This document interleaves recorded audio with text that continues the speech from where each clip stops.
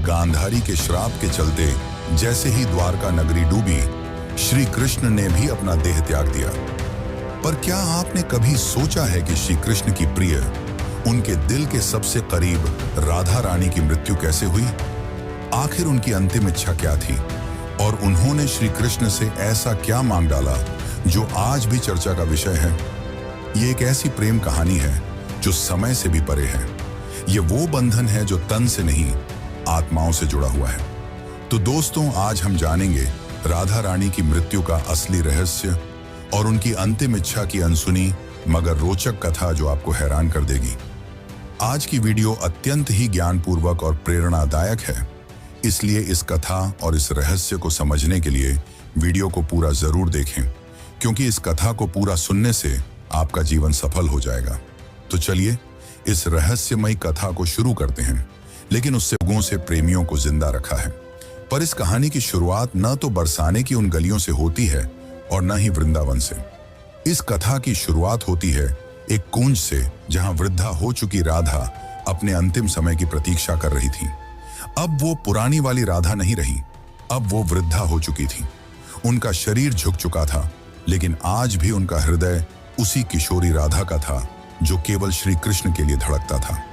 उनके चेहरे पर झुर्रियां आ चुकी थी, लेकिन आज भी जब कोई बांसुरी बजाता तो उनके चेहरे पर रौनक आ जाती, एक हंसी सी छा जाती, मानो पुरानी यादें ताजा हो गई हों।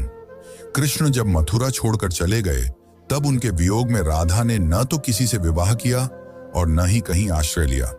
वे अकेली ही वृंदावन के एक एकांत कुंज में रहने लगी। उनका दिनचर्या हर दिन सामान्य रहता था।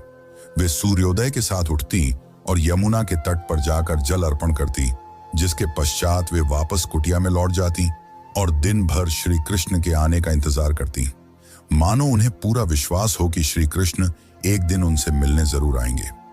गांव वाले राधा को साध्वी समझते थे। उन्हें उनके बारे में कुछ नहीं पता था। वे नहीं जानते थे कि वह कौन है और कहां से आई हैं, पर सभी को यह बात पता थी कि वह जो भी हो, वह अपना सब कुछ केवल और केवल श्री कृष्ण को मानती है। एक दिन राधा अपने दैनिक दिनचर्या के तहत यमुना के तट पर जल अर्पण कर रही थी। तभी उन्होंने अचानक आसमान की ओर देखा। हवा में सन्नाटा सा छा गया और उनके हृदय में एक कंपी सी दौड़ गई, मानो पूरा ब्रह्मांड उन्हें कुछ कहना चाह रहा हो। और उसी दिन शाम को वे अपनी कुटिया के बाहर तुलसी के पौधे के पास बैठ गईं और उन्हें प्रणाम करते हुए कहा कि अब मेरे जाने का समय आ गया है, पर मैं यूं ही नहीं जाऊंगी। मैं तब तक नहीं जाऊंगी जब तक स्वयं श्री कृष्ण मुझे विदा न कर दें। राधा ने कहा कि मैं अपना देह तभी